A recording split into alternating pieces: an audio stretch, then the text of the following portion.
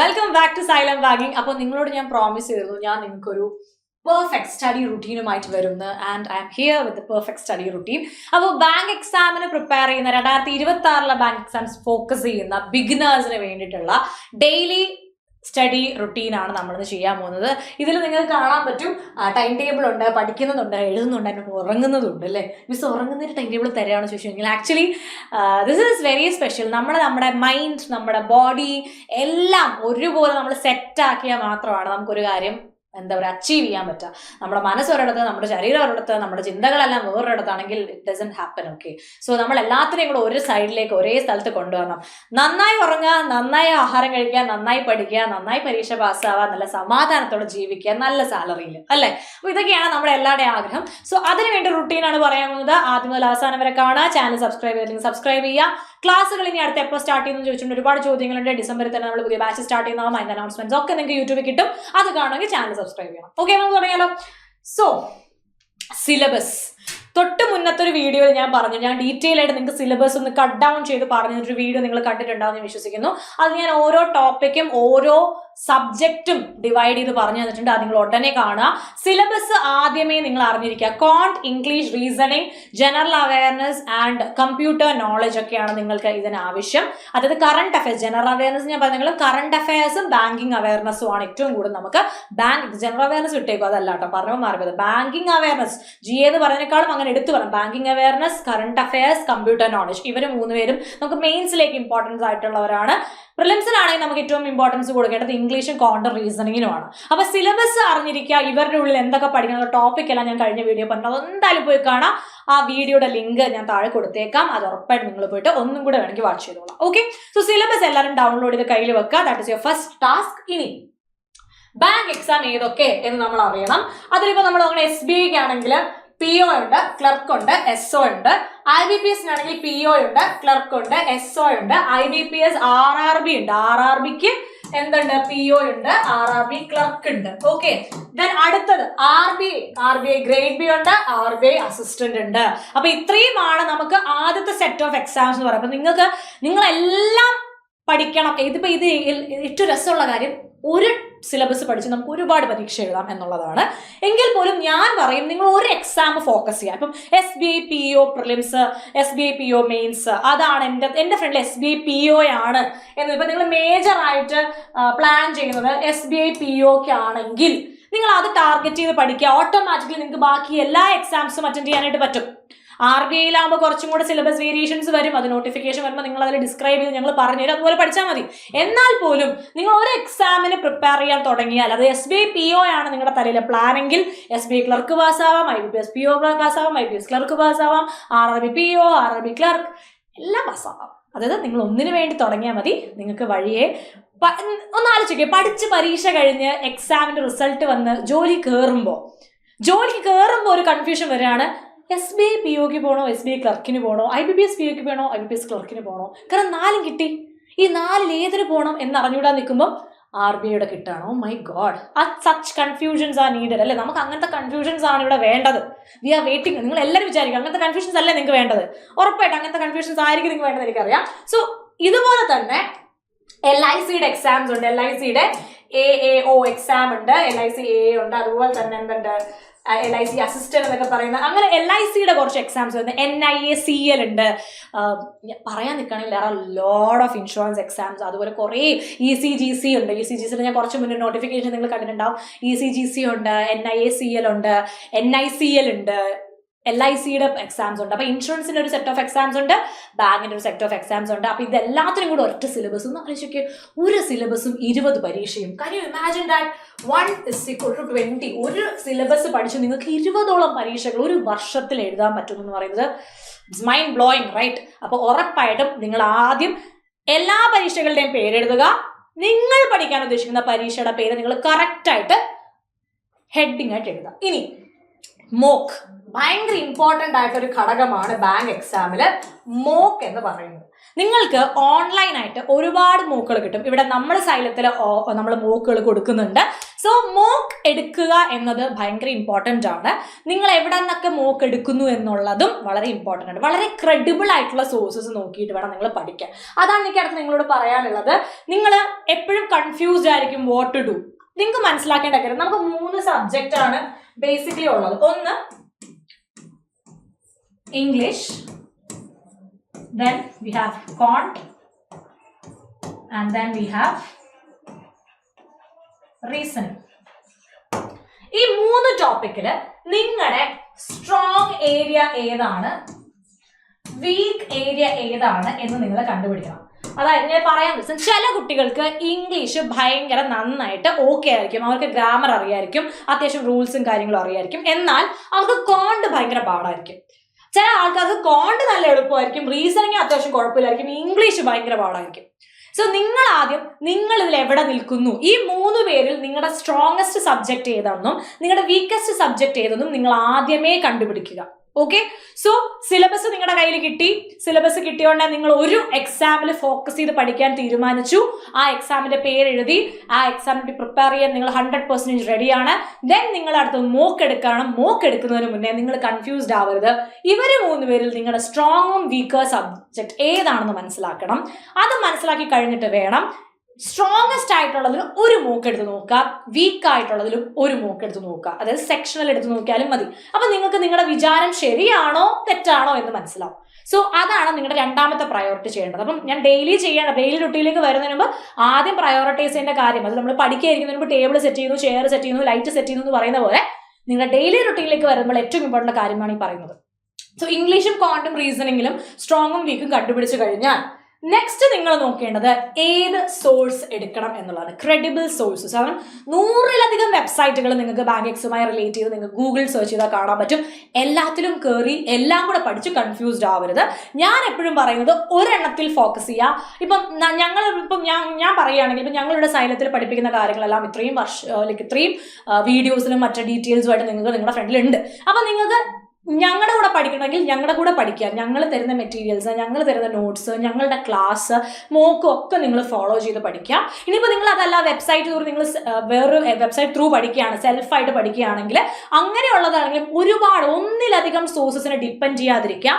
ഒരു സോഴ്സ് അല്ലെങ്കിൽ കൂടിപ്പോയാൽ 2 സോഴ്സിൽ ഡിപ്പെൻഡ് ചെയ്ത് പഠിക്കുക. അതായത് മോക്ക് എടുക്കുമ്പോൾ തന്നെ പല ടൈപ്പ് ഓഫ് വെബ്സൈറ്റുകളിൽ പല മൂക്കുകളായിരിക്കും, പല ലെവൽസ് ഓഫ് മൂക്കുകളായിരിക്കും.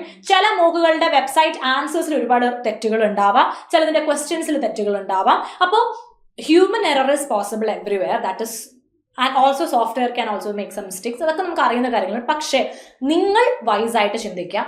ഒന്നിലധികം, അത് 1 or 2 അതിലധികം സോഴ്സസിൽ നിന്ന് പഠിക്കാതിരിക്കുക. ഒന്നിൽ തന്നെ, ഇപ്പൊ നോട്ട്സ് ആണെങ്കിൽ ഒന്നിൽ തന്നെ ഫോക്കസ് ചെയ്ത് പഠിക്കാം. ഇപ്പൊ ഞാൻ എപ്പോഴും പറയും, ഇംഗ്ലീഷിന്റെ കാര്യത്തിലാണെങ്കിലും ഞാൻ തരുന്ന നോട്ട്സിന് അപ്പുറത്തേക്ക് നിങ്ങൾക്ക് വേണ്ട എന്നൊരു 100% ഉറപ്പ് എനിക്ക് ഉള്ളത് കൊണ്ടാണ് ഞാൻ പറയുന്നത്. 30 ക്ലാസ് ഗ്രാമർ റൂൾസിനുണ്ട്. ഗ്രാമർ റൂൾസ് പക്കാ കാണുക. അതിനുശേഷം ഓരോ ടോപ്പിക്കായിട്ട് ലെവൽ അനുസരിച്ചാണ് പഠിപ്പിക്കുന്നത്. ഇപ്പൊ ഇംഗ്ലീഷിൽ ഞാൻ പറഞ്ഞുതരാം നിങ്ങൾക്ക് ക്ലിയർ ആയിട്ട്. ഇംഗ്ലീഷിൽ പഠിപ്പിക്കുമ്പോൾ ഫസ്റ്റ് ഗ്രാമർ ആണ് പഠിപ്പിക്കുക. ഈ ഗ്രാമർ പഠിപ്പിക്കുമ്പോൾ ഒരു 30 റൂൾസ് കംപ്ലീറ്റ് റൂൾസ് നമ്മൾ അവിടെ പഠിച്ചു കഴിയും. ദെൻ നമ്മൾ ടോപ്പിക്ക് പഠിക്കും. ടോപ്പിക്ക് പഠിക്കുമ്പോൾ നമ്മൾ അതിനെ ലെവലാക്കിയാണ് പഠിക്കുന്നത്. ലെവൽ 1 എന്ന് പറഞ്ഞാൽ ഈസി ആയിട്ടുള്ള ലെവൽ പഠിപ്പിക്കും. ദെൻ ലെവൽ 2 മോഡറേറ്റ് ആയിട്ടുള്ള ലെവലിൽ പ്രാക്ടീസ് ചെയ്യിപ്പിക്കും. ദെൻ ലെവൽ 3 അത് ഡിഫിക്കൾട്ട് ആയിട്ടുള്ള ലെവലിൽ പഠിപ്പിക്കും. ഇത് തന്നെ, ഈ ഒരു കാര്യം തന്നെ നമ്മൾ പ്രിലിംസിനും ഉണ്ട്, മെയിൻസിനുണ്ട്. അതായത് പ്രിലിംസിന്റെ സെക്ഷനും എടുക്കും, അതുപോലെ മെയിൻസിന്റെ സെക്ഷനും നമ്മൾ എന്ത് ചെയ്യാറുണ്ട്, ഈ ലെവലിൽ പറഞ്ഞു കൊടുക്കാറുണ്ട്. പ്ലസ് ഇതിന്റെ കൂടെ new pattern and old pattern നമ്മൾ രണ്ടും ചെയ്യിക്കാറുണ്ട്. പഴയ പാറ്റേൺസ് നോക്കാറുണ്ട്, പുതിയ പാറ്റേൺസും ഡിസ്കസ് ചെയ്യാറുണ്ട്. അപ്പോൾ ഈ ഒരു ലെവലിലാണ് ഇംഗ്ലീഷ് പഠിപ്പിക്കുന്നത് ഇവിടെ. അതുപോലെ തന്നെയാണ് ക്വാണ്ടും റീസണിങ്ങും ഒക്കെ. അപ്പോൾ ഇങ്ങനെ നമ്മൾ ഒന്നിൽ ഫോക്കസ് ചെയ്ത് പഠിച്ചാൽ നിങ്ങൾക്ക് കുറച്ചുകൂടെ എളുപ്പത്തിൽ എക്സാം ക്രാക്ക് ചെയ്യാനായിട്ട് പറ്റും. ഇനി ഇത് ഞാൻ നിങ്ങൾക്ക് വേണ്ടി പ്രിപ്പയർ ചെയ്തൊരു ഷീറ്റാണ്. ഞാൻ ഒപ്പണമെന്നില്ല, ഞാൻ ആക്ച്വലി നിങ്ങൾക്ക് കാണിക്കാൻ വേണ്ടി സൈഡിൽ ടൈമുണ്ട്. നിങ്ങളുടെ ഒരു ദിവസം നിങ്ങൾ എങ്ങനെ പഠിക്കണം, അതുപോലെ നിങ്ങളുടെ വീക്കെൻഡുകൾ നിങ്ങൾ എന്ത് ചെയ്യണം എന്നുള്ളത് ഞാനിവിടെ ജസ്റ്റ് ഒന്ന് എഴുതിയിടാം. ഞാൻ അതിന് വേണ്ടിയിട്ട് ഓൾറെഡി ഒരു എന്താ പറയുക, ഒരു ടൈം ടേബിൾ ഞാൻ തന്നെ പ്രിപ്പയർ ചെയ്തു. ഇപ്പം ഞാൻ വിചാരിക്കുകയാണ്, ഞാൻ ഈ ടൈം ടേബിൾ വെച്ച് പഠിച്ചു കഴിഞ്ഞാൽ അല്ലേ, നമ്മൾ തോന്നില്ലേ, ഇപ്പം ഞാൻ ഒരു സ്റ്റുഡൻ്റ് ആണെങ്കിൽ ഞാൻ എത്രമാത്രം ആത്മാർത്ഥതയോടെ ഇരുന്ന് ടൈം ടേബിൾ അങ്ങനെയാണ് ഞാൻ ടൈം ടേബിൾ പ്രിപ്പയർ ചെയ്തത്. എനിക്ക് തന്നെ അത്ഭുതം തോന്നി. ഓക്കെ, കൊള്ളാം. രാവിലെ 8 മണി മുതൽ ഞാൻ ഇട്ടേക്കുന്ന സ്ലോട്ട് കണ്ടാൽ നിങ്ങൾക്ക് മനസ്സിലാവും. ഞാൻ 8 മണിയാണ് രാവിലെ മോർണിംഗ് ടൈം ഇട്ടേക്കുന്നത്, 10 മണിയാണ് നൈറ്റ് ഇട്ടേക്കുന്നത്. കാരണം 8 to 10 നിങ്ങളുടെ പഠിച്ചാൽ മതി. ബിഗിനേഴ്സ് ആയതുകൊണ്ട് നിങ്ങളോട് രാവിലെ 4 മണിക്ക് എണീറ്റ് പഠിക്കാനോ രാത്രി 1 മണി വരെ പഠിക്കാനോ ഞാൻ പറയുന്നില്ല. 8 മണിക്ക് നിങ്ങൾ സ്റ്റാർട്ട് ചെയ്യുമ്പോൾ 8 to 9 എന്നുള്ള ഈ ഒരു സെക്ഷൻ എടുക്കുക. 8 to 9 ദാറ്റ് 1 hour സെക്ഷൻ എടുക്കുക. ആ സമയത്ത് നിങ്ങൾക്ക് ഏറ്റവും വീക്ക് ആയിട്ടുള്ള ഏരിയ ഏതാണോ ആ വീക്ക് ഏരിയയിൽ ഫോക്കസ് ചെയ്യാം. വീക്ക് ഏരിയയുടെ ബേസിക് ആയിട്ടുള്ള കാര്യങ്ങൾ, ബേസിക്സിൽ ഫോക്കസ് ചെയ്യാം. ഓക്കെ, അത് കോണ്ട് ആവാം, അത് ചിലപ്പോൾ കോണ്ട് ആവാം, റീസണിങ് ആവാം, അല്ലെങ്കിൽ ഇംഗ്ലീഷ് ആവാം.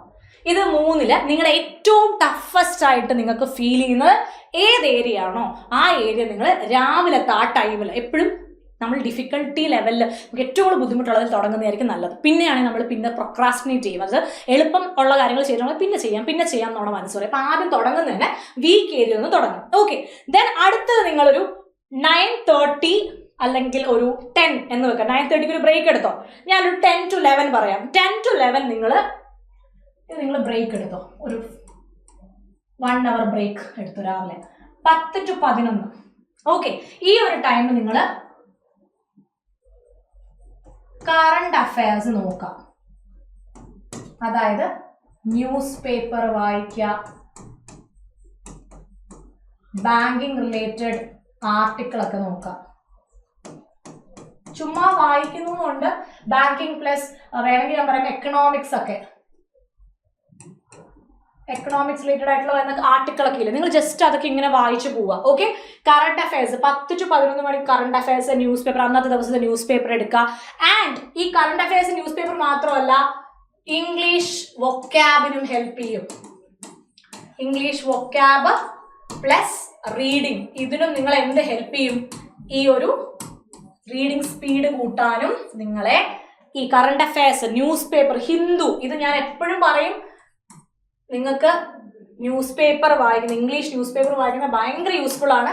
എസ്പെഷ്യലി ഹിന്ദു ഒക്കെ വായിക്കുകയാണെങ്കിൽ ഭയങ്കര നല്ലതായിരിക്കും ഈ ഒരു ടൈം യൂസ് ചെയ്യുന്നത്. അപ്പം 11 മണി വരെ ആയല്ലോ. ഇനി അടുത്തത് ഞാൻ നോക്കാൻ പോകുന്നത്, ഞാൻ വീണ്ടും ഒരു അരമണിക്കൂർ, ഞാനാണെങ്കിൽ ഒരു അരമണിക്കൂർ വീണ്ടും ഒരു 11:30 വരെ ഞാൻ എന്ത് ചെയ്യും, ഒരു ബ്രേക്ക് എടുക്കും. ദെൻ 11:30 ഞാൻ റീസ്റ്റാർട്ട് ചെയ്തു. 11:30 മുതൽ 11:30 ഞാൻ 11 to 12 ബ്രേക്ക് എടുത്തു.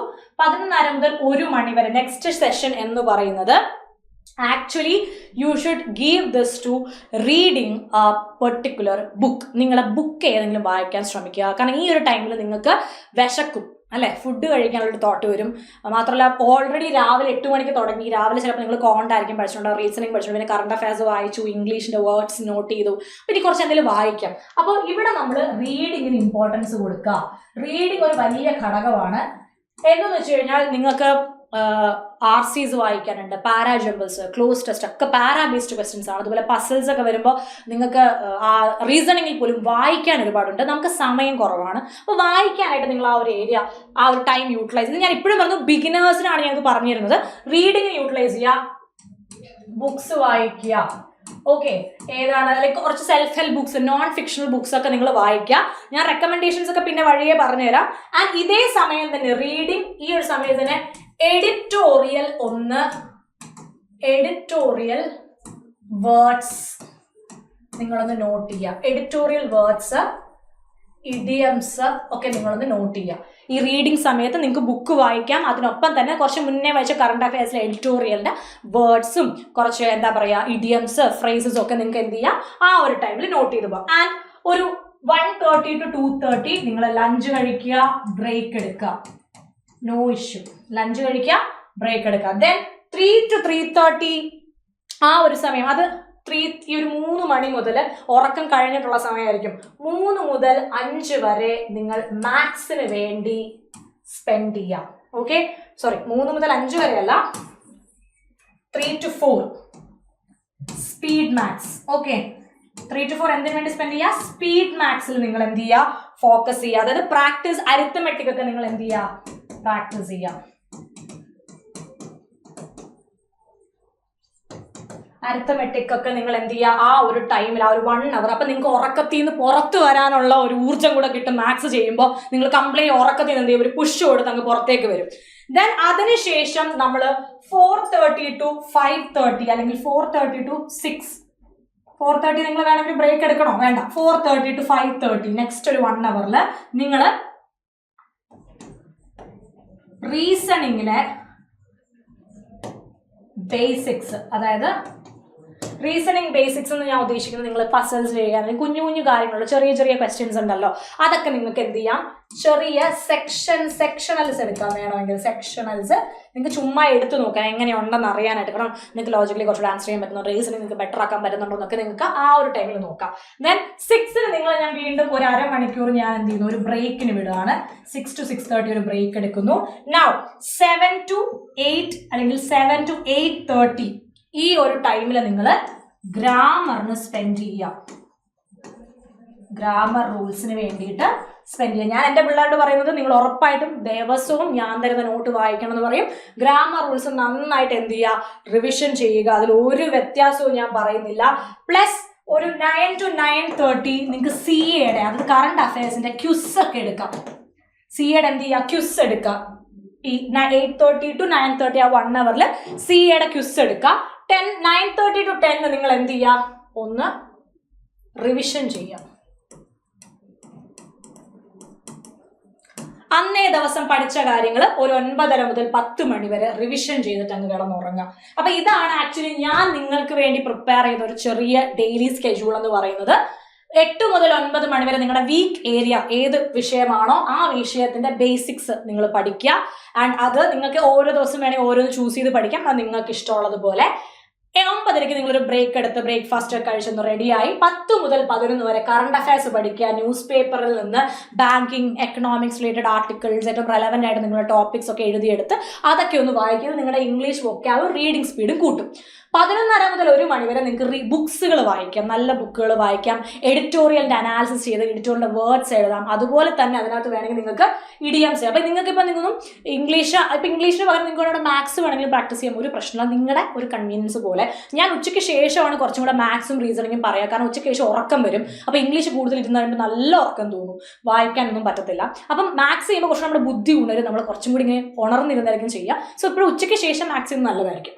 സോ 3 മുതൽ ഞാൻ പിന്നെ 1:30 തൊട്ട് 2:30 വരെ നിങ്ങൾക്ക് ലഞ്ച് ബ്രേക്ക് വന്നിട്ടുണ്ട്. അതായത് നിങ്ങൾ ഫുഡ് കഴിക്കുകയോ ഒരു ചെറിയ ഷോർട്ട് നാപ്പ് എടുക്കുകയൊക്കെ ചെയ്തോളാം.